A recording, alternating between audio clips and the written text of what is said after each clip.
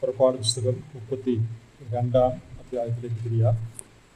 അതിൻ്റെ ആദ്യത്തെ 6 വാക്യങ്ങൾ വായിക്കുന്നു. Exodus chapter 32 versus 1-6. പുറപ്പാട് പുസ്തകം 32-ാം അധ്യായം അതിൻ്റെ 1 മുതൽ 6 വരെയുള്ള വാക്യങ്ങൾ. എന്നാൽ മോശ പർവ്വതത്തിൽ നിന്ന് ഇറങ്ങി വരുവാൻ താമസിക്കുന്നുവെന്ന് ജനം കണ്ടപ്പോൾ ജനം അഹരോന്റെ അടുക്കൽ വന്നുകൂടി അവനോട്, നീ എഴുന്നേറ്റ് ഞങ്ങളുടെ മുമ്പിൽ നടക്കേണ്ടതിന് ഒരു ദൈവത്തെ ഉണ്ടാക്കി തരിക. ഞങ്ങളെ മിസ്രയീം ദേശത്തു നിന്ന് പുറപ്പെടുവിച്ച് കൊണ്ടുവന്ന പുരുഷനായ ഈ മോശയ്ക്ക് എന്ത് ഭവിച്ചു എന്ന് ഞങ്ങൾ അറിയുന്നില്ലല്ലോ എന്ന് പറഞ്ഞു. അഹരോൻ അവരോട്, നിങ്ങളുടെ ഭാര്യമാരുടെയും പുത്രിമാരുടെയും കാതിലെ പൊൻകുണുക്ക് പറിച്ച് എൻ്റെ അടുക്കൽ കൊണ്ടുവരുവിൻ എന്ന് പറഞ്ഞു. ജനമൊക്കെയും തങ്ങളുടെ കാതിൽ നിന്ന് പൊൻകുണുക്ക് പറിച്ച് അഹരോന്റെ അടുക്കൽ കൊണ്ടുവന്നു. അവൻ അത് അവരുടെ കയ്യിൽ നിന്ന് വാങ്ങി ഒരു കൊത്തുളി കൊണ്ട് ഭാഷ വരുത്തി ഒരു കാളക്കുട്ടിയെ വാർത്തുണ്ടാക്കി.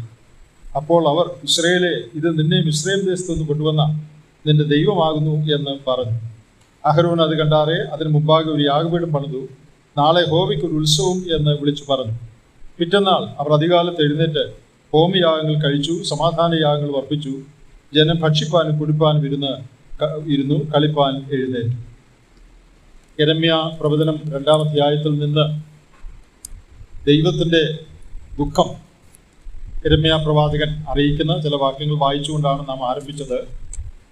സത്യദൈവത്തെ വിട്ടകന്ന് മിഥ്യാമൂർത്തികളോട് ചേരുവാൻ തക്കവണ്ണം നിങ്ങൾ എന്നിൽ എന്തൊരു അന്യായം കണ്ടു എന്ന് ദൈവം ചോദിക്കുകയാണ്. മരുഭൂമിയിൽ നിങ്ങളെ നടത്തിയ യഹോവ എവിടെ എന്ന് നിങ്ങൾ അന്വേഷിക്കുന്നില്ല. ഏതെങ്കിലും ഒരു ജാതി തൻ്റെ ദേവന്മാരെ മാറ്റിയിട്ടുണ്ടോ? നിങ്ങൾ അന്വേഷിച്ച് നോക്കുക.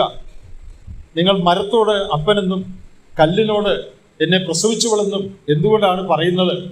ഇങ്ങനെ ദൈവത്തിൻ്റെ ഹൃദയത്തിൻ്റെ വലിയ ദുഃഖം. എന്താ ദൈവത്തിൻ്റെ ദുഃഖത്തിന് കാരണം? ദൈവജനം ദൈവത്തെ മറന്ന് അന്യ ദൈവങ്ങളുടെ പിന്നാലെ, വിഗ്രഹങ്ങളുടെ പിന്നാലെ, മറ്റു കാര്യങ്ങളുടെ പിന്നാലെ പോകുന്നതിലുള്ള ദൈവത്തിൻ്റെ വലിയ ദുഃഖമാണ്. അതിൻ്റെ ഒരു ഉദാഹരണമാണ് പുറപ്പാട് പുസ്തകം 32-ാം അധ്യായത്തിൽ ഉള്ളത്. Exodus chapter 32 versus 1-6. ഈ ഭാഗത്ത് നാം വായിച്ചത് എല്ലാവർക്കും പരിചയമുള്ളൊരു ഭാഗമാണ്. ഇസ്രായേൽ മക്കൾ ഒരു കാളക്കുട്ടിയെ വാർത്തുണ്ടാക്കി മിസ്രയീമിൽ നമ്മെ കൊണ്ടുവന്ന ദൈവം ഇതാണ് എന്ന് പറഞ്ഞ് അഹരോന്റെ സഹായത്തോടുകൂടെ ഇത് യഹോവയ്ക്ക് ഉത്സവമാണ് എന്ന് പറഞ്ഞ് യാഗപീഠം പണിത് യാഗങ്ങൾ അർപ്പിച്ച് വളരെ സന്തോഷിക്കുന്ന, നൃത്തം ചെയ്യുന്ന, ആനന്ദിക്കുന്ന, ആഘോഷിക്കുന്ന ഒരു രംഗമാണ് നാം വായിച്ചത്. അത് വളരെ വലിയ ഒരു തെറ്റാണ് ഇവർ ചെയ്തത് എന്നുള്ളത് നമുക്ക് എല്ലാവർക്കും അറിയാം. ആ ഭാഗത്തു നിന്ന് 6-7 സത്യങ്ങൾ ഒന്ന് നമ്മുടെ ജീവിതത്തോട് ബന്ധപ്പെടുത്തി ഓർപ്പിക്കാനായിട്ട് ഞാൻ ആഗ്രഹിക്കുക. ഒന്നാമത്, മോശ പർവ്വതത്തിൽ നിന്ന് ഇറങ്ങി വരുവാൻ താമസിക്കുന്നു എന്ന് ജനം കണ്ടാണ് ജനം അഹരോന്റെ അടുക്കൽ വന്ന് ഒരു ദൈവത്തെ ഉണ്ടാക്കി തരിക എന്ന് പറയുന്നത്. മോശ പർവ്വതത്തിൽ നിന്ന് ഇറങ്ങി വരുവാൻ താമസിക്കുന്നു. നാം അറിയുന്ന പോലെ മോശ 40 ദിവസം ദൈവത്തോടു കൂടെ പർവ്വതത്തിലാണ്. ഇതിന് മുമ്പുള്ള അധ്യായങ്ങൾ നിങ്ങൾ വായിച്ചു നോക്കണം. അപ്പോൾ എന്താണ് ഈ പർവ്വതത്തിൽ ചെയ്തുകൊണ്ടിരുന്നതെന്ന് വിശദമായിട്ട് അവിടെ എഴുതിയിട്ടുണ്ട്. എന്താ ഈ പർവ്വതത്തിൽ മോശയും ദൈവവും കൂടെ ചെയ്തുകൊണ്ടിരുന്നത്?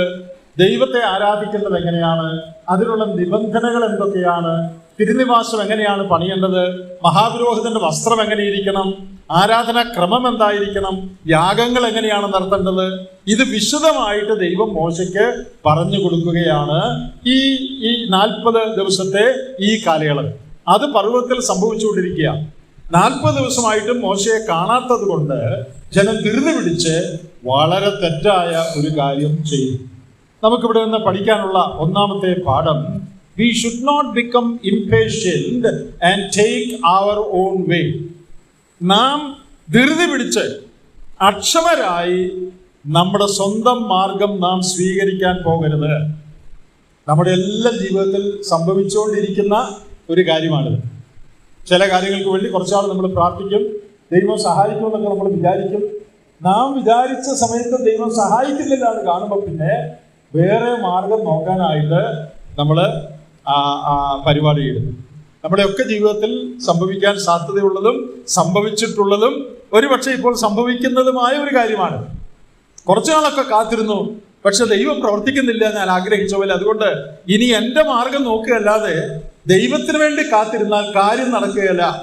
അത് വിവാഹമായാലും കൊള്ളാം, പഠിത്തമായാലും കൊള്ളാം, വിദേശത്ത് പോകുന്നതായാലും കൊള്ളാം, കാശിന്റെ കാര്യമായാലും കൊള്ളാം, വീടുപണി ആയാലും കൊള്ളാം, ജീവിതത്തിലെ മറ്റേത് തീരുമാനമായാലും കൊള്ളാം, ദൈവവഴി കാത്തിരുന്നാൽ കാര്യം നടക്കുകയില്ല.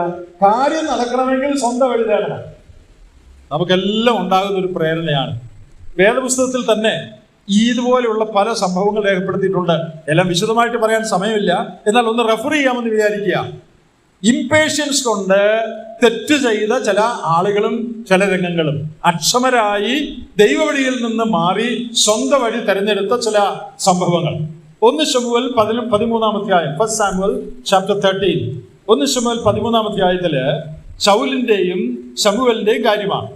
അതിന്റെ 13-ാം അധ്യായത്തിന്റെ 8-ാം വാക്യം, ശമൂവേൽ വേഴ്സ് 8, ശമൂവേൽ നിശ്ചയിച്ചിരുന്ന അവധി അനുസരിച്ച് അവൻ 7 ദിവസം കാത്തിരുന്നുവെങ്കിലും ശമൂവേൽ ഗിൽഗാലിൽ എത്തിയില്ല. ജനവും അവനെ വെട്ടി ചിതറിപ്പോയി. അപ്പോൾ ശൗൽ ഹോമയാഗവും സമാധാനയാഗവും ഇവിടെ എന്റെ അടുക്കൽ കൊണ്ടുവരുവിനെന്ന് കൽപ്പിച്ചു. അവൻ തന്നെ ഹോമയാഗം കഴിച്ചു. എന്താ ഇവിടുത്തെ സന്ദർഭം? ശൗൽ യാഗം കഴിക്കാൻ പാടില്ലാത്തവനാണ്, അവൻ വെറും രാജാവാണ്. എന്നാൽ ശമൂവേൽ വരാമെന്ന് പറഞ്ഞിരുന്ന സമയത്ത് ശമൂവേൽ വരാതിരുന്നുകൊണ്ട് ഇനി വെയിറ്റ് ചെയ്താൽ ശരിയാകത്തില്ല, യുദ്ധത്തിന് പോകേണ്ട ആവശ്യമുണ്ട്, അതുകൊണ്ട് ജനം എന്നെ വിട്ട് ചെതറിപ്പോകും, അതുകൊണ്ട് ഞാൻ തന്നെ അങ്ങ് യാഗം കഴിച്ചേക്കാമെന്ന് പറഞ്ഞ് ശൗൽ യാഗം കഴിക്കുന്നതാണ് നമ്മൾ കാണുന്നത്. Saul could not wait for Samuel to come back, so he boldly took the step of performing the sacrifices which he was not supposed to do. നിങ്ങൾ അതിന്റെ അടുത്ത വാക്യം കണ്ടോ? 10-ാം വാക്യം ഒന്ന് വായിച്ച് നോക്കിക്കേ. ഹോമയാഗം കഴിച്ച് തീർന്ന ഉടനെ ഇതാ ശമൂവേൽ വരുന്നു. ഹോമയാഗം കഴിച്ചു തീർന്ന ഉടനെ ശമൂവേൽ വരിക. അപ്പൊ കുറച്ചുകൂടെ കാത്തിരുന്നെങ്കിലോ, ഒരു സ്വല്പം കൂടെ ഒന്ന് വെയിറ്റ് ചെയ്തിരുന്നെങ്കിലോ, ശമൂവേൽ വന്നേനെ, ഹോമയാഗം കഴിച്ചേനെ, യാതൊരു കുഴപ്പമില്ലാതെ കാര്യം നടന്നേനെ. അല്പം കൂടെ ഒന്ന് വെയിറ്റ് ചെയ്താൽ മതിയായിരുന്നു. ഞാൻ വിചാരിക്കുന്നു ശൗൽ അനുസരിക്കുമോ ഇല്ലയോ, വെയിറ്റ് ചെയ്യുമോ ഇല്ലയോ എന്ന് അറിയാൻ ദൈവം മനഃപൂർവ്വം ശമൂവേലിനെ താമസിപ്പിച്ചതാണെന്ന് ഞാൻ വിചാരിക്കുക. നമ്മുടെ ജീവിതത്തിൽ ഇങ്ങനെ സംഭവിക്കാം. നമ്മുടെ വിശ്വാസം നിലനിൽക്കുന്നതാണോ, ദൃഢമായതാണോ എന്ന് പരിശോധിക്കാനായിട്ട് ദൈവം ചിലപ്പം മനഃപൂർവ്വം കാര്യങ്ങളെ താമസിപ്പിക്കും. ഇവിടെ അവൻ യാഗം കഴിച്ച ഉടനെ ശമൂവേൽ വന്നു. If he had waited a little more, there would have been absolutely no problem. കുറച്ചു നേരം കൂടെ വെയിറ്റ് ചെയ്തിരുന്നെങ്കിൽ യാതൊരു പ്രശ്നവും ഉണ്ടാകില്ലായിരുന്നു. വേറെ ഇതുപോലെ ഒരു സന്ദർഭം, വേറെ പല സന്ദർഭങ്ങൾ കാണുമായിരിക്കും. വേറെ എൻ്റെ ശ്രദ്ധയിൽപ്പെട്ട ഒരു സന്ദർഭം യോശുവയുടെ പുസ്തകം 6-ാം അധ്യായത്തിലുണ്ട്. Joshua chapter 6. അവിടെ 6-8 അധ്യായങ്ങളിൽ യെരിഹോവിനെയും ഹായിയെയും ആക്രമിക്കാൻ പോകുന്നതാണ് അവിടുത്തെ വിഷയം. യെരിഹോവിനെ ആക്രമിക്കാൻ പോയപ്പോൾ, ഇസ്രായേൽ മക്കൾ യെരിഹോവിനെ ആക്രമിക്കാൻ പോയപ്പോൾ ദൈവം ഒരു കൽപ്പന കൊടുത്തിരുന്നു. അതിൻ്റെ 6-ാം അധ്യായത്തിൻ്റെ 18-19 വാക്യങ്ങൾ നിങ്ങൾ വായിച്ചാൽ, ജോഷുവ ചാപ്റ്റർ 6 വേഴ്സസ് 18 and 19, അവിടെ ദൈവം പറയാണ്, നിങ്ങൾ ശപഥാർപ്പിതം ചെയ്തിരിക്കെ ശപഥാർപ്പിതത്തിൽ വല്ലതും എടുത്തിട്ട് ഇസ്രായേൽ പാളയത്തിന് ശാപവും അനർത്ഥവും വരുത്താതിരിക്കേണ്ടതിന് ശപഥാർപ്പിത വസ്തുവായി യാതൊന്നും തൊടരുത്. പിന്നെ പറയാണ്, വെള്ളിയും പൊന്നും ഒക്കെയും ചെമ്പും ഇരുമ്പും കൊണ്ടുള്ള പാത്രങ്ങളും യഹോവയ്ക്ക് വിശുദ്ധം, അവ യഹോവയുടെ ഭണ്ഡാരത്തിൽ ചെന്ന് ചേരണം. യെരിഹോവിനെ ആക്രമിക്കുമ്പോൾ ഒരു വസ്തുവും നിങ്ങൾ എടുക്കാൻ പാടില്ല, അതെല്ലാം ദൈവത്തിന്റെ ട്രഷറിയിലോട്ട് ചേരണം. എന്നാൽ എന്താ സംഭവിച്ചതെന്ന് നമുക്ക് എല്ലാവർക്കും അറിയാം. അവിടെ ആഖാൻ എന്ന് പറയുന്ന ഒരാള് ആ കൽപ്പന അനുസരിക്കാതെ തന്റെ ദ്രവ്യാഗ്രഹം കൊണ്ട് എടുക്കാൻ പാടില്ലാത്ത ചിലതെടുത്ത് അവന്റെ കൂടാരത്തിൽ ഒളിപ്പിച്ചു. He took what he was not supposed to take, disobeying God's command, and hid it in his tent. അവന്റെ കൂടാരത്തിൽ അത് ഒളിപ്പിച്ചു വെച്ചു. അതിന്റെ ഫലം എന്താണെന്ന് നമുക്ക് എല്ലാവർക്കും അറിയാം. അതിന്റെ താഴോട്ട് വായിക്കുമ്പോൾ ആഖാനെയും കുടുംബത്തെയും കല്ലെറിഞ്ഞു കൊന്നു. ഇനി അതിന്റെ 8-ാം അധ്യായത്തിലേക്ക് ഒന്ന് വന്നേ. 8-ാം അധ്യായത്തിന്റെ 2-ാമത്തെ വാക്യം, ജോഷുവ ചാപ്റ്റർ 8 വേഴ്സ് 2. ഇപ്പോ ആയി പട്ടണം പിടിക്കാൻ അവർ പോവുക. യെരിഹോ പിടിക്കാൻ പോയപ്പോഴാണ് യോശുവ ഈ അനുസരണക്കേട് കാണിച്ച് കൊല്ലപ്പെട്ടത്. ഇപ്പോൾ ഹായി പട്ടണം പിടിക്കാൻ പോവുക. അവിടെ യെരിഹോവിനോടും അതിന്റെ രാജാവിനോടും ചെയ്തതുപോലെ നീ ഹായിയോടും അതിന്റെ രാജാവിനോടും ചെയ്യണം. എന്നാൽ അതിലെ കൊള്ളയെയും കന്നുകാലികളെയും നിങ്ങൾക്ക് എടുത്തുകൊള്ളാം. അടുത്ത സ്ഥലത്ത് പോകുമ്പോൾ ദൈവം പറയാണ്, നിങ്ങൾക്കെല്ലാം എടുക്കാം. അന്നുണ്ടായിരുന്ന ചിലര് പറഞ്ഞു കാണും. എന്ത് പറഞ്ഞു കാണും? ആകാൻ എന്തോ ഒരു മണ്ടൻ നമ്മുടെ കൂടെ ഇപ്പം വന്നിരുന്നെങ്കിൽ ഇതെല്ലാം അവന് എടുത്തോണ്ട് പോയി എൻജോയ് ചെയ്യാമായിരുന്നു. പക്ഷെ അവൻ ധൃതി കാണിച്ചുകൊണ്ട്, അല്ലെങ്കിൽ ദ്രവ്യാഗ്രഹ നിമിത്തം ദൈവം പറഞ്ഞ് അനുസരിക്കാതെ കൊണ്ട് അവന്റെയും അവന്റെ വീട്ടുകാരും മുഴുവനും തൊലഞ്ഞുപോയി. അവരുടെ ജീവിതം നശിച്ചുപോയി. If Achan had waited a little more, he could have taken all the plunder from the next city, but he could not wait. പ്രിയപ്പെട്ടവരെ, നമ്മുടെ ജീവിതത്തിലും ഇസ്രായേൽ മക്കൾ വരുത്തിയ തെറ്റ് നമ്മൾ ചിലപ്പോൾ വരുത്താറുണ്ട്. ദൈവത്തിന് വേണ്ടി കാത്തിരുന്നാൽ കാര്യം നടക്കുകയില്ല. ദൈവത്തിന്റെ സമയത്തിന് വേണ്ടി കാത്തിരുന്നാൽ കാര്യം നടക്കുകയില്ല. അതുകൊണ്ട് നാം ആയിട്ട് സ്വന്തം വഴി കണ്ടുപിടിക്കുക. Take our own route, take our own way. There is no point in waiting for God or God's time. സങ്കീർത്തന പുസ്തകങ്ങളിൽ അനേക വാക്യങ്ങളുണ്ട്, വായിക്കാൻ ഞാൻ സമയം എടുക്കുന്നില്ല. നീ യഹോവയ്ക്കായി കാത്തിരിക്കുക. Wait thou upon the Lord. നീ ധൃതി കാട്ടരുത്, നീ മുഷിയരുത്, ദുഷ്ടന്മാർ നിമിത്തം നീ മുഷിഞ്ഞു പോകരുത്. അവരും ഇവരും ഒക്കെ കാര്യം സാധിക്കുന്നു എന്ന് പറഞ്ഞ് നീയും ആ വഴി പോകരുത്. പ്രത്യേകിച്ച് 37-ാം സങ്കീർത്തനത്തിൽ ഇത് പറഞ്ഞിട്ടുണ്ട്. വേറെയും സങ്കീർത്തനങ്ങളുണ്ട്. അപ്പോൾ ഒരു പ്രമാണം നാം ഓർത്തിരിക്കേണ്ടത്, we should never become impatient and take our own way, deviate from God's way. Wait for God's time. At the right time God will act. നീ ദൈവത്തെ വിശ്വസിച്ച് കാത്തിരുന്നാൽ തക്ക സമയത്ത് ദൈവം പ്രവർത്തിക്കും. അപ്പോൾ ഈ താമസം നമ്മുടെ വിശ്വാസത്തിന്റെ സ്ഥിരത ഉറപ്പിക്കാനുള്ള ഒരു മാർഗമായിട്ടാണ് നമ്മൾ കാണേണ്ടത്. Delays should deepen our perseverance in following God. When there is a delay, that should deepen our perseverance in following God. ദൈവത്തെ പിൻപറ്റുവാനുള്ള നമ്മുടെ ക്ഷമത, നമ്മുടെ സ്ഥിരത ഉറപ്പിക്കുന്നതായിരിക്കണം ജീവിതത്തിൽ വരുന്ന താമസങ്ങൾ. ഇനി രണ്ടാമത് അവരിവിടെ ചെയ്ത കാര്യം ദൈവവചനത്തിന്റെ നഗ്നമായ ലംഘനമാണ്. What they did here is a clear violation of God's command and the promise they made to God. ദൈവത്തിന്റെ കൽപ്പനയുടെ ലംഘനവും അവര് ദൈവത്തോട് ചെയ്ത വാഗ്ദത്തത്തിന്റെ ലംഘനവുമാണ്. അതെന്താ? നമുക്കൊന്ന് വായിച്ചു നോക്കാം. പുറപ്പാട് പുസ്തകം 20-ാം അധ്യായം. പുറപ്പാട് പുസ്തകം 20-ാം അധ്യായം, എക്സോഡസ് 20. അവിടെയാണ് 10 കൽപ്പനകൾ കൊടുക്കുന്നത്. എല്ലാവർക്കും അറിയാമല്ലോ. പുറപ്പാട് 20 അതിന്റെ ആദ്യത്തെ കൽപ്പനകൾ തന്നെ പറയുന്നത്, അടിമ വീടായ മിസ്രയീം ദേശത്ത് നിന്ന് നിന്നെ കൊണ്ടുവന്ന യഹോവയായ ഞാൻ നിന്റെ ദൈവമാകുന്നു. I am the God who led you out of the land of Egypt. പിന്നെ ഞാനല്ലാതെ അന്യ ദൈവങ്ങൾ നിനക്കുണ്ടാകരുത്. 4-ാം വാക്യം, ഒരു വിഗ്രഹം ഉണ്ടാക്കരുത്, യാതൊന്നിന്റെയും പ്രതിമയും ഉണ്ടാക്കരുത്. ഈ കൽപ്പന ഇസ്രായേൽ മക്കൾക്ക് കൊടുത്തു. എത്ര ദിവസമായെന്നറിയാം ഇത് കൊടുത്തിട്ട്? ഈ 20-ഉം 32-ഉം തമ്മിൽ കുറച്ച് ദിവസമേ ആയിട്ടുള്ളൂ. അല്ലാതെ കുറേ വർഷം മുമ്പ് കൊടുത്ത കൽപ്പനയല്ല. 10 കൽപ്പനകൾ അല്ലെങ്കിൽ ന്യായപ്രമാണത്തിലെ ഈ കൽപ്പനകൾ ഇസ്രായേലിന് ദൈവം കൊടുത്തിട്ട് കുറച്ച് ദിവസമേ ആയിട്ടുള്ളൂ. മറക്കാൻ നേരമായിട്ടില്ല. പണ്ടെങ്ങാണ്ട് തന്ന കൽപ്പന അല്ലത്. കുറച്ച് ദിവസം മുമ്പാണ് ദൈവം ഈ കൽപ്പന കൊടുത്തത്. വേറെ ദൈവം നിനക്കുണ്ടാകരുത്, പ്രതിമ ഉണ്ടാക്കരുത്, വിഗ്രഹം ഉണ്ടാക്കരുത്, ആരാധിക്കരുത്. കുറച്ച് ദിവസമേ ആയുള്ളൂ ഈ കൽപ്പന കൊടുത്തിട്ട്. കുറച്ച് ദിവസം ആയപ്പോഴത്തേക്ക് അവര് ആ കൽപ്പന മറന്നുപോയി. ഈ കൽപ്പനകളൊക്കെ ദൈവം കൊടുത്തപ്പോ അവരുടെ റെസ്പോൺസ് എന്തായിരുന്നു നോക്കുക. 24-ാം അധ്യായം, എക്സോഡസ് ചാപ്റ്റർ 24 and verse 3, 3-ാമത്തെ വാക്യം. ഈ കൽപ്പനകളൊക്കെ ദൈവം കൊടുത്തപ്പോൾ എന്താ പറഞ്ഞേ? 3-ാം വാക്യം ഇസ്രായേലിന് പറഞ്ഞു, എന്നാലേ മോശ വന്ന യഹോവയുടെ വചനങ്ങളും ന്യായങ്ങളും എല്ലാം ജനത്തെ അറിയിച്ചു. യഹോവ കൽപ്പിച്ച സകല കാര്യങ്ങളും ഞങ്ങൾ ചെയ്യുമെന്ന് ജനമൊക്കെയും ഏക ശബ്ദത്തോടെ ഉത്തരം പറഞ്ഞു. Unitedly, in one accord, in one voice, they said, yes God, we will obey all that you have commanded. 24 verse 3, 24-ന്റെ 3-ാമത്തെ വാക്യം. അപ്പോൾ ദൈവം കൽപ്പന കൊടുത്തു. അധിക ദിവസം ആയില്ല. കൽപ്പന കൊടുത്തപ്പോൾ അവർ പറഞ്ഞു, നീ പറഞ്ഞ എല്ലാ കൽപ്പനയും ഞങ്ങൾ അനുസരിച്ചോളാം എന്ന് പറഞ്ഞിട്ട് അത് മറക്കാൻ സമയമാകുന്നതിന് മുമ്പ് 32-ാം അധ്യായത്തിൽ ധൃതി പിടിച്ച് അവരെന്ത് ചെയ്തു? നമ്മൾ വായിച്ച പോലെ ധൃതി പിടിച്ച് 32-ന്റെ 4-ാമത്തെ വാക്യം നമ്മൾ വായിച്ചത്, അവര് ഒരു കാളക്കുട്ടിയെ വാർത്തുണ്ടാക്കി, ഇസ്രായേലെ, ഇത് നിന്നെ മിസ്രയീം ദേശത്ത് നിന്ന് കൊണ്ടുവന്ന നിന്റെ ദൈവമാകുന്നു എന്ന് പറയിച്ചു. What they did was a clear violation of God's command and the promise they gave to God. അവർ ചെയ്ത കാര്യം ദൈവത്തിന്റെ കൽപ്പനയുടെ നഗ്നമായ ലംഘനവും അവര് ദൈവത്തോട് പറഞ്ഞ വാക്കിന്റെ നഗ്നമായ ലംഘനവുമായിരുന്നു.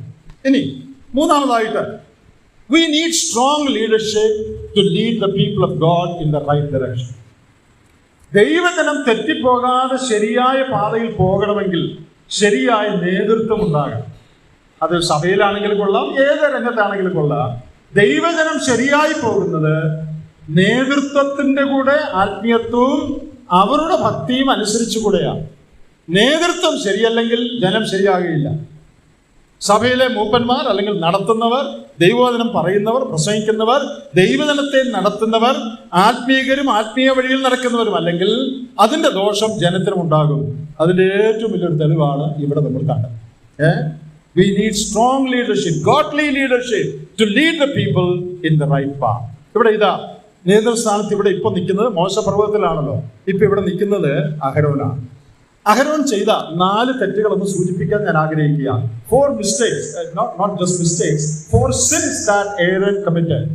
നേതാവായ ലീഡറായ അഹരോൻ ചെയ്ത 4 തെറ്റുകൾ ഒന്ന് പറയാൻ ഞാൻ ആഗ്രഹിക്കുകയാണ്. ഒന്നാമത്തേത്, he sinned as God was giving details of his service and garments on the mountain. പർവ്വതത്തിൽ പുരോഹിതന്റെ ശുശ്രൂഷ, പുരോഹിതന്റെ വസ്ത്രം, അഹരോന്റെ വസ്ത്രം, ഇതല്ലേ എങ്ങനെയാ നെയ്യേണ്ടത്, എങ്ങനെയാ ധരിക്കേണ്ടതെന്നുള്ള ഇൻസ്ട്രക്ഷൻ പർവ്വതത്തിന്റെ മുകളിൽ ദൈവം മോശയ്ക്ക് കൊടുത്തോണ്ടിരുന്നപ്പോഴാണ് അഹരോൻ ഇവിടെ കാളക്കുട്ടി ഉണ്ടാക്കുന്നത്. നമുക്കതൊന്ന് വായിച്ചു നോക്കാം. Let us read that. എന്താ പർവ്വതത്തിൽ പറഞ്ഞുകൊണ്ടിരുന്നത്? 28-ാം അധ്യായം മുഴുവനും വായിക്കണം. എന്നിപ്പോൾ നമുക്കത് വായിക്കാൻ ഇപ്പോൾ നിവൃത്തിയില്ലല്ലോ. നിങ്ങളൊന്ന് കണ്ണൊന്ന് ഓടിച്ചാൽ മതി 28-ാം അധ്യായത്തിൽ കൂടെ. പുറപ്പാട് പുസ്തകം 28-ാം അധ്യായത്തിൽ മോശയും ദൈവവും കൂടെ എന്താണ് പറഞ്ഞുകൊണ്ടിരിക്കുന്നത്? 28-ന്റെ 1 നോക്കിയേ. നിന്റെ സഹോദരനായ അഹരോനെയും അവന്റെ പുത്രന്മാരെയും എനിക്ക് പുരോഹിത ശുശ്രൂഷ ചെയ്യേണ്ടതിന് അടുക്കൽ വരുത്തുക. പിന്നെ 2-ാം വാക്യം, അതിൽ പ്രത്യേക വിശുദ്ധ വസ്ത്രം ഉണ്ടാക്കണം. 3-ാം വാക്യം, എനിക്ക് പുരോഹിത ശുശ്രൂഷ ചെയ്യുവാൻ തക്കവണ്ണം അവനെ ശുദ്ധീകരിക്കേണ്ടതിന് അവന് വസ്ത്രം ഉണ്ടാക്കാൻ ചിലർക്ക് ഞാൻ പ്രത്യേക ജ്ഞാനം കൊടുത്തിരിക്കുന്നു. 4-ാം വാക്യം, പതക്കം, ഏഫോദ്, നീളക്കുപ്പായം, നിലയങ്കി, മുടി, നടുക്കെട്ട് എന്നിവ തന്നെ. 6-ാം വാക്യം, പൊന്ന്, നീലനൂൽ, ധൂമ്രനൂൽ, ചുവപ്പ് നൂൽ, ഇങ്ങനെയൊക്കെ ഉള്ളത് ഒക്കെ വെച്ച് ഭംഗിയായിട്ട് വേണം ഏഫോദ് ഉണ്ടാക്കാൻ. 12-ാം വാക്യം, അവന്റെ ചുമൽ കണ്ടങ്ങളിൽ രത്നം പതിച്ചിരിക്കണം. അതിന്റെ വിശദവിവരമെല്ലാം ഉണ്ട്. ഇനി 29-ാം അധ്യായത്തിന്റെ 44-ാമത്തെ വാക്യം നിങ്ങൾ നോക്കിയേ. ചാപ്റ്റർ 29 വേഴ്സ് 44, 29-ന്റെ 44. ഞാൻ സമാഗമന കൂടാരവും യാഗപീഠവും ശുദ്ധീകരിക്കും. ഞാൻ അഹരോനെയും അവന്റെ പുത്രന്മാരെയും എനിക്ക് പുരോഹിത ശുശ്രൂഷ ചെയ്യേണ്ടതിന് ശുദ്ധീകരിക്കും. എല്ലാവർക്കും മനസ്സിലായല്ലോ പർവ്വതത്തിൽ എന്താ നടന്നുകൊണ്ടിരിക്കുന്നത്? ഇപ്പോൾ പർവ്വതത്തിൽ അഹരോനെ പുരോഹിതനാക്കും, അവനും അവന്റെ ആളുകൾക്കും ഉള്ള നിർദ്ദേശങ്ങൾ കൊടുക്കുകയാണ്. ഏതെല്ലാം വസ്ത്രമാണ് ധരിക്കേണ്ടത്, എന്തെല്ലാം നൂലാണ് ഉപയോഗിക്കേണ്ടത്, അതിൽ എന്തെല്ലാം കളറാണ് വേണ്ടത്. അഹരോന്റെ പൗരോഹിത്യ ശുശ്രൂഷയ്ക്ക് ആവശ്യമായ നിർദ്ദേശങ്ങൾ ദൈവം മോശയ്ക്ക് കൊടുത്തുകൊണ്ടിരിക്കുകയാണ്. അങ്ങനെ കൊടുത്തുകൊണ്ടിരിക്കുമ്പോഴാണ് പർവ്വതത്തിന് മുകളിൽ അത് നടക്കുമ്പോഴാണ് ആ അഹരോൻ ഇവിടെ എന്ത് ചെയ്യുക? കാളക്കുട്ടി ഉണ്ടാക്കിയിട്ട് പറയാണ്, നാളെ യഹോവയ്ക്ക് ഉത്സവം, ഇതാണ് നമ്മുടെ ദൈവം. എത്രയോ ദുഃഖകരമായ ഒരു കോൺട്രാസ്റ്റ് ആണ്. God was getting ready to bless Aaron. God was giving instructions concerning Aaron's special dress, high priestly dress, and his service. At that time, Aaron was building or constructing, making another god. പ്രിയപ്പെട്ടവരെ, നമ്മുടെ ജീവിതമായിട്ട് ഇതിനുള്ള ബന്ധം എന്താ?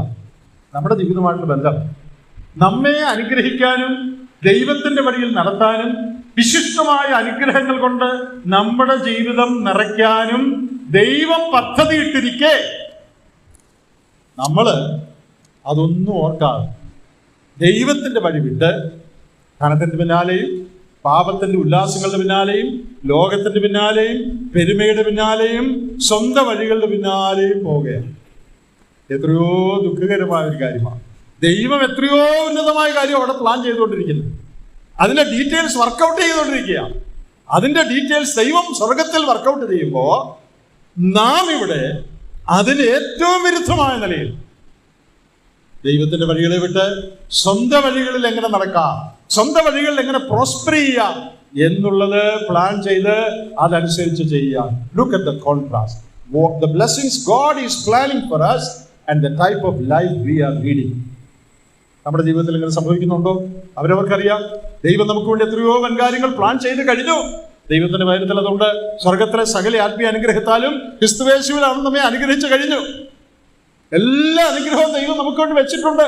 എന്നാൽ അതിന്റെ ഗാംഭീര്യം മനസ്സിലാക്കാതെ നമ്മൾ സ്വന്തം വഴിയെ ഓരോരോ പ്ലാനുകളൊക്കെ ഇട്ട് കാര്യങ്ങൾ ചെയ്യാനായിട്ട് നമ്മൾ ശ്രമിക്കുക.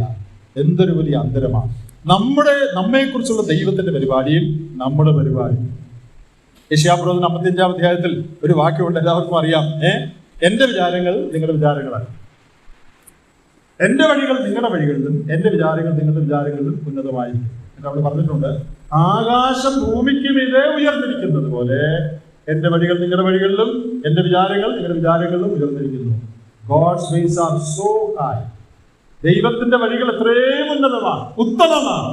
അത് ദൈവം പ്ലാൻ ചെയ്തുകൊണ്ടിരിക്കെ അതിൽ നിന്ന് വളരെ താണ ഒരു ജീവിതം നമ്മൾ ഇവിടെ പ്ലാൻ ചെയ്യുക എത്രയോ ദുഃഖകരമായ ഒരു കാര്യമാണ്. അപ്പോൾ അഹരോന്റെ തെറ്റുകളെ കുറിച്ചാണ് ഞാൻ പറഞ്ഞു വരുന്നത്. റോങ് ലീഡർഷിപ്പ്, തെറ്റായ നേതൃത്വം. ഒന്നാമത്, ദൈവം അവന് വേണ്ടി വലിയ കാര്യങ്ങൾ പ്ലാൻ ചെയ്തുകൊണ്ടിരിക്കെ അവനിവിടെ അതിന് നേരെ വിരുദ്ധമായ കാര്യങ്ങൾ ചെയ്തു. 2, അതിന്റെ 25-ാമത്തെ വാക്യം നിങ്ങൾ നോക്കിയാൽ 25-ാമത്തെ വാക്യത്തിൽ ഒരു കാര്യം എഴുതിയിട്ടുണ്ട്. അഹരോൻ അവരെ അഴിച്ചുവിട്ടു, അവരുടെ വിരോധികൾക്ക് മുമ്പാകെ അവർ ഹാസ്യമാകത്തക്കവണ്ണം അഹരോൻ അവരെ അഴിച്ചുവിട്ടു. ഏറൻ ലെറ്റ് ദം ലൂസ്. അഹരോൻ അവർക്ക് ലൈസൻസ് കൊടുത്തു. അവരെ നിയന്ത്രിച്ച് ദൈവവഴിയിൽ നിർത്തേണ്ട അഹരോൻ, അവരെ കൺട്രോൾ ചെയ്ത് നിർത്തേണ്ട അഹരോൻ, അവരെ പറഞ്ഞ് നേരായ പാതയിൽ നിർത്തേണ്ട അഹരോൻ എന്ത് ചെയ്തു? Do what you want. എന്തോ വേണേലും ചെയ്തു. കെട്ടഴിച്ചു വിട്ടു. ആ പ്രയോഗം എല്ലാവർക്കും മനസ്സിലായല്ലോ. കെട്ടഴിച്ചു വിടുക എന്ന് പറഞ്ഞാൽ there is absolutely no restraint. You do what you want to do. Aaron as the leader, it's his business to keep the people controlled. He has to restrain the people of God. He has to keep them on the path of God. But here he says you do whatever you want. എത്രയോ ദുഃഖകരമായ കാര്യമാണ്. നിയന്ത്രിത ജീവിതം നയിക്കേണ്ട ദൈവജനത്തെ നിയന്ത്രിക്കാതെ തോന്നിയതുപോലെ നടക്കാനായിട്ട് അനുവദിക്കുന്ന ഒരു നേതൃത്വമാണ് അഹരോന്റെ നേതൃത്വം. ഇനി 3, അഹരോന്റെ അടുത്ത് ഈ ആളുകൾ വന്ന് വഴക്കുണ്ടാക്കിയപ്പോ ഉടനടി അഹരോൻ അത് സമ്മതിക്കുന്നതായിട്ടാണ് നമ്മൾ വായിക്കുന്നത്, അല്ലെ? വേറൊന്നും നമ്മൾ വായിക്കുന്നില്ല. ഈ മോശയ്ക്ക് എന്ത് പറ്റിയെന്ന് ഞങ്ങൾക്ക് അറിയത്തില്ല, ഒരു ദൈവത്തെ ഉണ്ടാക്കി തരണം എന്ന് 1-ാം വാക്യത്തിൽ പറഞ്ഞപ്പോ ഉടനെ അഹരോൻ അവരോട് നിങ്ങൾ എന്നാൽ കാതിലെ കൊടുക്കും ആവരണമൊക്കെ കൊണ്ടുപോവാം, ഞാൻ അതിന് പരിഹാരം ഉണ്ടാക്കാമെന്ന് പറയാം. നാം എന്താ അവിടെ കാണുന്നത്? He sought to please the people rather than pleasing God. ദൈവത്തെ പ്രസാദിപ്പിക്കുന്നതിന് പകരം ജനത്തെ പ്രസാദിപ്പിക്കാനായിട്ട് അഹരോൻ തുനിഞ്ഞു. ജനത്തോട് എതിര് പറയാൻ പറ്റത്തില്ല. ഇവരോട് ഇപ്പോൾ എതിർത്താൽ ശരിയാകത്തില്ല. ഇവരെല്ലാവരും കൂടെ ഒരുമിച്ച് കൂടിയിരിക്കുകയാണ്. ഒരുപക്ഷെ വഴക്കുണ്ടാക്കാനായിരിക്കും ഒരുമിച്ച് കൂടിയിരിക്കുന്നത്. അതുകൊണ്ട് ഇവരോട് എതിർത്ത് എന്നാൽ ശരിയാകില്ല. ഞാൻ എങ്ങനെയും ഇത് സമ്മതിച്ചേ പറ്റത്തുള്ളൂ. സമ്മർദ്ദത്താൽ അഹരോൻ ആ തെറ്റ് ചെയ്യാനായിട്ടിടയായി. ഈ 32-ന്റെ 35 വായിച്ചേ. 32:35. അഹരോൻ ഉണ്ടാക്കിയ കാളക്കുട്ടിയെ ജനം ഉണ്ടാക്കിച്ചതാകൊണ്ട് യഹോവ അവരെ ദണ്ഡിപ്പിച്ചു. അപ്പൊ ഇതെങ്ങനെയാ സംഭവിച്ചത്? ജനം ഉണ്ടാക്കിച്ചു, അഹരോൻ ഉണ്ടാക്കി. The people forced him, compelled him, and he did it. അപ്പോ ജനത്തിന്റെ സമ്മർദ്ദം കൊണ്ട് അവൻ ചെയ്തതാണ്. മോശയും ഇതുപോലെ തെറ്റ് ചെയ്തതായിട്ട് നമ്മൾ വായിക്കുന്നുണ്ട്. ജനമെല്ലാം കൂടെ കലഹിച്ചപ്പോഴാണ് ദേഷ്യം വന്ന് മോശ പാറയോട് കൽപ്പിക്കുന്നതിന് പകരം പാറയെ അടിച്ചത്. ജനത്തിന്റെ സമ്മർദ്ദം, പ്രൊവോക്കേഷൻ. ഇവിടെ നാം കാണുന്ന വളരെ പ്രധാനപ്പെട്ട ഒരു കാര്യം, we should never let the people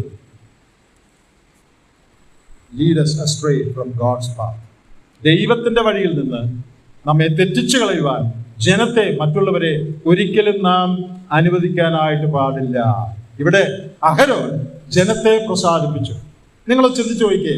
അഹരോൻ പറയാരെന്ന് വിചാരിക്കാം, ഇല്ല നിങ്ങൾ എന്ത് പറഞ്ഞാലും നമുക്ക് വെയിറ്റ് ചെയ്യാം, ദൈവം നമ്മളെ സഹായിക്കും, ഒരു നിലയിലും നിങ്ങൾ പറയുന്നതൊന്നും ചെയ്യാൻ വേറെ ദൈവത്തെ ഒന്നും ഉണ്ടാക്കാൻ ഇപ്പൊ പാടില്ല, അത് തെറ്റാണ്, കൽപ്പനാലംഘനമാണ്, ഞാൻ ചെയ്യുകയില്ല എന്ന് പറഞ്ഞിരുന്നെങ്കിൽ എന്ത് സംഭവിച്ചാൽ? അവര് വഴക്കുണ്ടാക്കിയതല്ലേ? അവരോനെ കൊന്ന് ദൈവത്തിന്റെ പരിപാടി കൊണ്ട് മുടങ്ങുമായിരുന്നു. ഇല്ല. അഹരോൻ ധൈര്യമായിട്ട് നിന്നിരുന്നെങ്കിൽ ദൈവം അഹരോന്റെ കൂടെ നിന്നേനെ. നിങ്ങൾക്കറിയാം, ഇവരെ മിസ്രയീമിൽ നിന്ന് വിടുവിച്ചത് എന്ത് പറഞ്ഞാ വിടുവിച്ചേ? നിങ്ങളുടെ അടിമത്തെ ഞാൻ കണ്ടു, ഞാൻ നിങ്ങളെ ഇവിടെ നിന്നെടുത്ത് പാലും തേനും ഒഴുകുന്ന കനാൻ ദേശത്ത് നിങ്ങളെ കൊണ്ടുചെന്നാക്കും.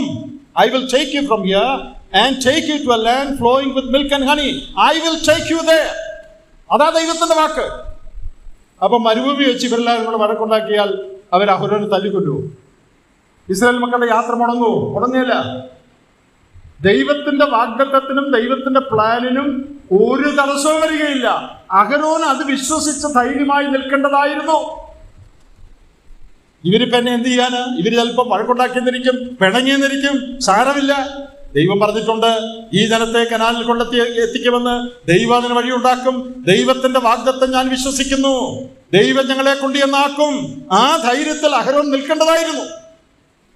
എന്നാൽ അഹരോൻ ഭയപ്പെട്ട് ദൈവത്തെക്കാൾ അധികം മനുഷ്യനെ പ്രസാദിപ്പിക്കാനായിട്ട് ശ്രമിച്ചു. അടുത്തായിട്ട് അഹരോൻ ചെയ്ത വേറെ ഒരു തെറ്റ് ആ ഭാഗത്ത് തന്നെ എല്ലാം ഉണ്ട്. അവിടെ he minimized the gravity of sin in avoiding honest confession. He minimized the gravity of sin by avoiding honest confession. സത്യസന്ധമായി അവന്റെ കുറ്റം പറയാതെ ആ പാപത്തിന്റെ ഗൗരവം അവൻ കുറച്ചു കാണിച്ചു. പാപത്തിന്റെ ഗൗരവം അവൻ കുറച്ചു. അയ്യോ, ഞാൻ തെറ്റ് ചെയ്തു പോയി, പാടില്ലായിരുന്നു എന്നല്ല അഹരോൻ പറയുന്നത്. മോശ ചോദിച്ചപ്പോ അഹരോൻ എന്താ പറഞ്ഞത് നിങ്ങൾ നോക്കിക്കേ. വളരെ തമാശാണ് അഹരോൻ പറയുന്നത് കേട്ടാൽ. അഹരോൻ രണ്ട് കൂട്ടരെ പഴിചാരി. ആരെയൊക്കെയാണെന്നറിയാമോ? ഒന്ന്, he blamed the people. 22-ാം വാക്യം, ഈ ജനം ദോഷത്തിലേക്ക് ചാഞ്ഞിരിക്കുന്നു. മോശയോട് പറയാൻ, നിനക്കറിയാമല്ലോ ഈ ജനം കൊള്ളരുതാത്ത ജനമാണ്, ദോഷം ചെയ്യുന്ന ജനമാണ്. അപ്പൊ ഒന്നാമത്തെ പ്രതി ഈ ജനമാണ്. ജനത്തിന്റെ കൊള്ളരുതായ്മ, അതാണ് ഇതൊക്കെയും വരുത്തി വെച്ചത്. പിന്നെ രണ്ടാമത് ഒരു പ്രതിയും കൂടെ ഉണ്ട്. 24-ാം വാക്യത്തിൽ, ഞാനത് തീയിലിട്ടു, ഈ കാളക്കുട്ടി പുറത്തു വന്നു. രണ്ടാം പ്രതി തീ. So he blamed the people, he also blamed the fire, the furnace. ഞാനിത് വായിച്ച് പുറത്തു. ചില ആളുകള് മലയാളത്തിൽ ഇങ്ങനെ പറയാറുണ്ട്, നുണ പറഞ്ഞാലും കേൾക്കാൻ രസമുള്ള നുണ പറയണം. ചില ആളുകൾ നുണ പറഞ്ഞാലും സത്യം പോലെ തോന്നും നമുക്ക്. അതുപോലെ പറയാനുള്ള കഴിവുണ്ട്. അഹരോൻ ആ കഴിവില്ല. അഹരോൻ പറഞ്ഞ നുണയാണെങ്കിൽ ഒത്തില്ല പറഞ്ഞു. ഇത് ആരേലും വിശ്വസിക്കുവോ? ഈ ആഭരണം എല്ലാം കൂടെ തീയിലോട്ട് ഇട്ട് ഉടനെ കാളക്കുട്ടി പുറത്തു വന്നു പറഞ്ഞാൽ ഏതേലും മണ്ടം വിശ്വസിക്കുവോ? അപ്പൊ നുണ പറയുകയാണേലും ബാക്കിയുള്ളവർക്ക് വിശ്വസിക്കാവുന്ന പോലത്തെ നുണ പറയണമെന്ന് നാട്ടിൽ പറയാറുണ്ടല്ലോ. അഹരോൻ നുണ പറഞ്ഞെങ്കിലും ഒത്തില്ല. അഹരോൻ പറഞ്ഞ നുണ ഫലിച്ചില്ല. കേൾക്കുന്നവർക്ക് വിശ്വാസം വരത്തക്കൊണ്ടുള്ള നുണയല്ല അഹരോൻ പറഞ്ഞു. അഹരോൻ തൻ്റെ മേൽ കുറ്റം ചുമത്താതെ ജനത്തെയും പിന്നെ ഈ കാളക്കുട്ടി ഉണ്ടാകാനായിട്ട് ഇടയായ മുഖാന്തരത്തെയും കുറ്റപ്പെടുത്തി. എന്താ മുഖാന്തരം? തീയിലിട്ടു, കാളക്കുട്ടി പുറത്തു വന്നു. ആഭരണെല്ലാം കൂടെ തീയിലിട്ടാൽ കാളക്കുട്ടി പുറത്ത് വരുമോ? കുറച്ച് ലോഹവർ തീയിലിട്ടാൽ കാളക്കുട്ടി പുറത്ത് വരുമോ? എന്താ സംഭവിച്ചത് എന്നുള്ളതിന്റെ വിവരണം ഒന്ന് നോക്കിയേ. 32-ാം അധ്യായത്തിന്റെ 4-ാം വാക്യം. ആഭരണം എല്ലാം കൊണ്ട് കൊടുത്തു. അവനത് അവരുടെ കയ്യിൽ നിന്ന് വാങ്ങി ഒരു കൊത്തുളി കൊണ്ട് ഭാഷ വരുത്തി ഒരു കാളക്കുട്ടിയെ വാർത്തുണ്ടാക്കി. അതാ സംഭവിച്ചതിന്റെ വിവരണം. അവനതെല്ലാം കൊണ്ട് മേടിച്ച് കൊത്തുളി കൊണ്ട് ഭാഷ വരുത്തി എന്ന് പറഞ്ഞാൽ ഡിസൈൻ ചെയ്തു, നല്ല ഭംഗിയായിട്ട് ഇതൊക്കെ രൂപകൽപ്പന ചെയ്തു. എന്നിട്ട് കാളക്കുട്ടിയെ വാർത്തുണ്ടാക്കി. ആർക്കാ അതിന്റെ ഉത്തരവാദിത്വം? ആ വാക്യത്തിൽ നിന്ന് മനസ്സിലാകുന്നത് അഹരോനാണ് ഉത്തരവാദിത്വം. എന്നാൽ മോശ ചോദിച്ചപ്പോ, എൻ്റെ പിന്നെ ഞാനൊന്നും അറിഞ്ഞില്ല, ഈ ആളുകളെല്ലാം കൂടെ ബഹളം ഉണ്ടാക്കി, പിന്നെ ഇതിനെല്ലാം കൂടെ ഇട്ടപ്പോ തീക്കകത്തൊന്ന് കാളക്കുട്ടി വന്നിട്ട് ഞാൻ എന്ത് ചെയ്യാനാ എന്നുള്ളത് പോലെയാണ് അഹരോൻ സംസാരിക്കുന്നത്. പ്രിയപ്പെട്ടവരെ, ലീഡർഷിപ്പ് തെറ്റായ വഴിയിൽ പോയ ആത്മീയ നേതൃത്വം, ദൈവജനത്തെ നടത്തുന്നവർ, വചനം പഠിപ്പിക്കുന്നവർ, മൂപ്പന്മാർ, ദൈവ ജനത്തെ നേരായ വഴിയിൽ നടത്തേണ്ടവർ ശരിയായ വഴിയിൽ നടന്നില്ലെങ്കിൽ ജനം തെറ്റിപ്പോകുമെന്നുള്ളതിന്റെ ഏറ്റവും വലിയ ഒരു തെളിവാണ്. What they had seen for long in Egypt had a great influence and impact on them. അവർ കഴിഞ്ഞ വർഷങ്ങളിൽ മിസ്രൈമിൽ കണ്ട കാര്യത്തിന് അവരുടെ മേൽ വളരെ വലിയ ഒരു സ്വാധീനം ഉണ്ടായിരുന്നു. എന്താ അവർ ഇസ്രായേൽ കണ്ടെന്ന് ഞാൻ പറഞ്ഞത്? ഏപ്പിസ് എന്ന ദൈവം. അതാണ് ഞാൻ കഴിഞ്ഞ ആഴ്ച നിങ്ങളോട് പറഞ്ഞല്ലോ, ഗൂഗിളിലെ APIS ഈജിപ്ഷ്യൻ ഗോഡെന്ന് അടിച്ചു നോക്കിയാൽ ഞാൻ പറയുന്ന കാര്യമെല്ലാം അവിടെ ഉണ്ട്. ഇസ്രായേലിലെ ഫെർട്ടിലിറ്റിയുടെ, അതായത് പ്രത്യുൽപാദന ശേഷിയുടെ ദൈവമാണ് ഈ കാളക്കുട്ടി എന്ന് പറയുന്നത്. അപ്പം ഇസ്രായേൽക്ക് ഏറ്റവും പരിധിയുള്ള ഒരു കാളക്കുട്ടിയാണ് ഇത്. കഴിഞ്ഞ അനേക വർഷങ്ങളിൽ ഇവരിത് കണ്ടുകൊണ്ടിരിക്കുകയാണ് അവിടെ. ഇതിന്റെ ആരാധനയും ഇതിന്റെ ഉത്സവവും ഇതിന്റെ മുമ്പിലുള്ള ചാട്ടവും ബഹളവും ഡാൻസും എല്ലാം കണ്ട് വർഷങ്ങളായിട്ട് അങ്ങനെ പരിചയിച്ചതാണ്. ആവശ്യം വന്നപ്പോ ഉള്ളിലിരുന്ന കാളക്കുട്ടി പുറത്തു വന്നു. അവരുടെ ഹൃദയത്തിൽ കാളക്കുട്ടി ഉണ്ടായിരുന്നു. പ്രവൃത്തികളുടെ പുസ്തകം 7-ാം അധ്യായത്തിൽ നിന്നൊരു വാക്യം ഞാൻ വായിച്ചു. Acts chapter 7. സ്തെഫാനോസ് അവിടെ പറയുന്നുണ്ട്, അവർ ഹൃദയം കൊണ്ട് മിസ്രൈമിലേക്ക് തിരിഞ്ഞു. അവരുടെ ശരീരം മിസ്രൈമിലല്ല, പക്ഷെ അവരുടെ ഹൃദയം മിസ്രൈമിലാണ്. ലോത്തിന്റെ ഭാര്യയുടെ കാര്യം പറഞ്ഞ പോലെ അവൾ ഓടിപ്പോവുകയാണെങ്കിലും അവളുടെ ഉള്ളിൽ നിന്ന് സ്വതവും പോയില്ല. Though these people had come out of Egypt, Egypt had not gone out of them. അവര് മിസ്രൈമിൽ നിന്ന് പിന്തിരിഞ്ഞോടിപ്പോന്നെങ്കിലും രക്ഷപ്പെട്ടു പോന്നെങ്കിലും മിസ്രൈം അവരിൽ നിന്ന് പോയില്ല. നമുക്ക് സംഭവിക്കാവുന്ന ഒരു അപകടമാണ്. ലോകത്തിൽ നിന്ന് വിടുവിക്കപ്പെട്ടവരാണ് നാം. എന്നാൽ ലോകം പിന്നെയും നമ്മുടെ ഉള്ളിൽ കടന്ന് ലോകത്തിന്റെ സ്വാധീനം, ലോകത്തിൽ നാം കാണുന്ന കാര്യങ്ങൾ, TV-യിൽ കാണുന്നത്, ഫോണിൽ കാണുന്നത്, മീഡിയയിൽ കാണുന്നത്, ഈ കാര്യങ്ങളൊക്കെ നമ്മുടെ ചിന്തയെയും നമ്മുടെ പ്രവൃത്തിയെയും സ്വാധീനിക്കാനായിട്ട് വളരെ സാധ്യതയുണ്ട്. പ്രിയപ്പെട്ടവരെ, അതുകൊണ്ടാണ് റോമാലേഖനം 12-ാം അധ്യായത്തിന്റെ 2-ാം വാക്യത്തിൽ മനസ്സ് പുതുക്കി രൂപാന്തരപ്പെടുവീൻ എന്ന് പറഞ്ഞിരിക്കുന്നത്. Be ye renewed, be ye transformed by the renewing of your mind. റോമർ 12:2. എന്താ അതിന്റെ അർത്ഥം? മനസ്സ് പുതുക്കി രൂപാന്തരപ്പെടണമെന്ന് പറഞ്ഞതിന്റെ അർത്ഥം എന്താ? മനസ്സ് പുതുക്കി രൂപാന്തരപ്പെടണമെന്ന് പറഞ്ഞാൽ നാം എല്ലാവരും ജനിച്ച് ഈ ലോകത്തിൽ വരുമ്പോൾ ലോകത്തിന്റെ വാല്യൂ സിസ്റ്റമാണ് നമ്മുടെ മനസ്സിലുള്ളത്. കാരണം നമ്മൾ ആദാമ്യ സന്തതിയാവുണ്ട്. എന്താ ലോകത്തിന്റെ വാല്യൂ സിസ്റ്റം? ഏറ്റവും പ്രധാനം സൗന്ദര്യമാണ്. കൊച്ചു പിള്ളേരുടെ മനസ്സിലിരിക്കുന്നത് അല്ലേ? നമ്മളത് പ്രോത്സാഹിപ്പിക്കുകയും കൊച്ചിലെ മുതൽ. പിന്നെ ഏറ്റവും പ്രധാനം പണമാണ്. ഈ വാല്യൂ സിസ്റ്റത്തോടു കൂടിയാണ് എല്ലാവരും വളരുന്നത്. അപ്പോ നാം വിശ്വാസികളായാലും നമ്മുടെ മനസ്സിലെ ചിന്ത എന്താ? സൗന്ദര്യമാണ് ഏറ്റവും വലുത്, പണമാണ് ഏറ്റവും വലുത്, വലിയ ജോലി കിട്ടലാണ് ഏറ്റവും വലുത്, വലിയ കാർ മേടിക്കുന്നതാണ് ജീവിതത്തിലെ പ്രധാന കാര്യം, വലിയ വീട് വേണം, ഇതാണ് എല്ലാവരുടെയും മനസ്സിലിരിക്കുന്നത്. എന്നാൽ ദൈവത്തിന് ഇതല്ല പ്രധാനം. സദൃശവാക്യം 31 പറയുന്ന പോലെ, ലാവണ്യം വ്യാജവും സൗന്ദര്യവും വ്യർത്ഥവും അത്രേ, യഹോവ ഭക്തിയുള്ള സ്ത്രീയോ പ്രശംസിക്കപ്പെടും എന്ന് പറഞ്ഞതിന്റെ അർത്ഥം എന്താ? പുറമേയുള്ള ഭംഗിയല്ല, സൗന്ദര്യമല്ല, ഹൃദയത്തിന്റെ ഭംഗി, ദൈവഭക്തി, അതാണ് ദൈവത്തിന് പ്രധാനം. ഇതാണ് ദൈവത്തിന്റെ വാല്യൂ സിസ്റ്റം. ദൈവത്തിന്റെ വാല്യൂ സിസ്റ്റം എന്താണെന്ന് എങ്ങനെ അറിയുന്നത്? ദൈവത്തിന്റെ വാല്യൂ സിസ്റ്റം എന്താണെന്ന് അറിയുന്നത് വേദപുസ്തകത്തിൽ നിന്നാണ്. വാല്യൂ സിസ്റ്റം എന്ന് പറഞ്ഞാൽ ദൈവം പ്രാധാന്യം കൊടുക്കുന്നതും പ്രാധാന്യം കൊടുക്കാത്തതും. ദൈവം എന്തിനാ പ്രാധാന്യം കൊടുക്കുന്നത്? ദൈവത്തിന്റെ വാല്യൂ സിസ്റ്റം എന്താണ്? അത് വേദപുസ്തകത്തിലുണ്ട്. നമ്മളെല്ലാം ജനിച്ച് ജീവിക്കുന്നത് ലോകത്തിന്റെ വാല്യൂ സിസ്റ്റം ഉള്ളവരായിട്ടാണ്. നാം ദൈവവചനം വായിക്കുകയും ധ്യാനിക്കുകയും ദൈവവചനത്തിന്റെ വാല്യൂ സിസ്റ്റം നമ്മുടെ ഹൃദയത്തെ രൂപാന്തരപ്പെടുത്തുവാൻ നാം അനുവദിക്കുകയും ചെയ്തില്ലെങ്കിൽ നമ്മൾ ഒരു ലോകം ചിന്തിക്കുന്ന പോലെ ചിന്തിക്കും. അതുകൊണ്ടാണ് അതേ വിശ്വാസികൾ അങ്ങനെ ചിന്തിക്കുന്നത്. പ്രധാന കാര്യം പണമാണ്, പ്രധാന കാര്യം ഈ ലോകത്തിലെ കാര്യമാണ്. എന്തുകൊണ്ടാണ് അങ്ങനെ ചിന്തിക്കുന്നത്? ദൈവവചനം അവരുടെ ഹൃദയത്തെ രൂപാന്തരപ്പെടുത്താൻ അവർ ഇതുവരെ അനുവദിച്ചിട്ടില്ല. വേദപുസ്തകം വായിക്കുന്നുണ്ട്, പക്ഷേ we have not allowed the word of God to transform our mind and reorient the value system in our heart. Unless you allow the word of God to change the value system inside, you will also think as the world thinks.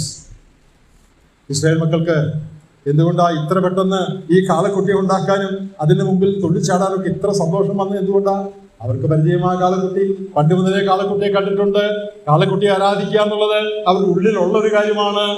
ശരീരം മിസ്രൈമിൽ പോന്നെങ്കിലും മനസ്സിപ്പോഴും കാളക്കുട്ടിയുടെ കൂടെ. പ്രിയപ്പെട്ടവരെ, എത്രയോ അപകടകരമായിരുന്നില്ല. എന്റെയും നിങ്ങളുടെയും life style ശരിയാകണമെങ്കിൽ നമ്മുടെ ഉള്ളിൽ നിന്ന് കാളക്കുട്ടിയെ പുറത്തു കളയണം. നമ്മുടെ ഉള്ളിൽ നിന്ന് മിസ്രൈമിനെ പുറത്തു കളയണം. അക്ഷരാർത്ഥത്തിൽ മിസ്രൈമിന് പുറത്തു വന്നുകൊണ്ട് കാര്യമില്ല. ഉള്ളിൽ മിസ്രൈമുണ്ടോ? മിസ്രൈമിന്റെ വാല്യൂ സിസ്റ്റം, മിസ്രൈമിന്റെ രീതികൾ, മിസ്രൈമിന്റെ ആരാധന, മിസ്രൈമിലെ ദേവന്മാർ അതിപ്പോഴും ഹൃദയത്തിലുണ്ടോ? ഉണ്ടെങ്കിൽ അത് മാറ്റിക്കളയണം. എങ്കിലേ ദൈവവചന പ്രകാരം ജീവിക്കാനായിട്ട് നമുക്ക് സാധിക്കും. അപ്പോൾ ഇന്ന് നമ്മൾ പറഞ്ഞ കാര്യങ്ങൾ, ഒന്ന്, we should not become impatient and take our own way. നാം അക്ഷമരായി സ്വന്തം വഴി തിരഞ്ഞെടുക്കാനിടയാകരുത്. Delays should deepen our perseverance in following God. താമസം ദൈവത്തെ പിൻപറ്റുവാനുള്ള നമ്മുടെ ക്ഷമത വർദ്ധിപ്പിക്കാനേ പാടുള്ളൂ. രണ്ട്, what they did is a clear violation of God's command and the promise they made to God. അവർ ചെയ്തത് ദൈവത്തിന്റെ കൽപ്പനയുടെ നഗ്നമായ ലംഘനവും അവർ ദൈവത്തിന് കൊടുത്ത വാക്കിന്റെ ലംഘനവുമാണ്. മൂന്ന്, we need strong leadership to lead the people in the right path. ശരിയായ വഴിയിൽ ദൈവജനം നടക്കണമെങ്കിൽ ശരിയായ നേതൃത്വം ഉണ്ടാകണം. ശരിയായ നേതൃത്വത്തിന് പറ്റിയ 4 പിഴവുകൾ നമ്മൾ ചിന്തിച്ചു. ഒന്ന്, he sinned as God was giving details of his service and garments. അഹരോന്റെ ശുശ്രൂഷയ്ക്കും അവന്റെ വസ്ത്രങ്ങൾ എങ്ങനെയായിരിക്കണമെന്നുള്ള നിർദ്ദേശങ്ങൾ ഒരു ഭാഗത്ത് കൊടുത്തുകൊണ്ടിരുന്നപ്പോൾ താഴെ അവൻ പാപം ചെയ്തു. രണ്ട്, he let the people loose. ജനത്തെ നിയന്ത്രിക്കേണ്ടതിന് പകരം കെട്ടഴിച്ചു വിട്ടു. മൂന്ന്, he sought to please the people than pleasing God. ദൈവത്തെ പ്രസാദിപ്പിക്കുന്നതിന് പകരം ജനത്തെ പ്രസാദിപ്പിക്കാൻ അവൻ ശ്രമിച്ചു. 4, he minimized the gravity of sin in avoiding honest confession. സത്യസന്ധമായ ഏറ്റുപറച്ചിൽ ഒഴിവാക്കി ഈ പാപത്തിന്റെ ഗൗരവം അവൻ കുറച്ചു കണ്ടു. ഒടുവിൽ 4-ാമതായി നമ്മൾ പറഞ്ഞത്, what they had seen for long influenced them. Though they had come out of Egypt, Egypt had not left them. അവർ കഴിഞ്ഞ അനേക നാളുകളായി കണ്ട പരിചയിച്ച കാര്യങ്ങൾ അവരെ സ്വാധീനിച്ചു. മിസ്രയീമിൽ നിന്ന് അവർ പുറത്തു വന്നെങ്കിലും അവരുടെ ഹൃദയത്തിൽ നിന്ന് മിസ്രയീം പുറത്തു പോയില്ല. അതാണ് ഇസ്രായേലിന്റെ ചരിത്രത്തിലെ ഏറ്റവും ഭയങ്കരമായ ഒരു പാപം അവർ ചെയ്യാൻ ഇടയാക്കിയത്. നമുക്കിത് ഒരു പാഠങ്ങൾ പഠിക്കാം. നമ്മുടെ ബുദ്ധി ഉപദേശത്തിന് വേണ്ടി എഴുതിയിരിക്കുക. ഇസ്രായേലിൽ അന്ന് സംഭവിച്ച കാര്യം സൺഡേ സ്കൂളിൽ കഥ പഠിപ്പിക്കാൻ എഴുതിയിരിക്കുകയല്ല. ഇത് എഴുതിയിരിക്കുന്നത് ഇന്ന് ജീവിക്കുന്ന നമ്മുടെ ജീവിതത്തിൽ നാം ബുദ്ധി ഉപദേശം പ്രാപിക്കുന്നതിനാണ്. വരുന്ന ദിവസങ്ങളിൽ ഈ കേട്ട കാര്യങ്ങൾ നമ്മുടെ ജീവിതത്തിൽ പ്രായോഗികമാക്കി നമുക്ക് ജീവിക്കാം. ദൈവത്തിന്റെ ആത്മാവ് നമ്മെ സഹായിക്കും.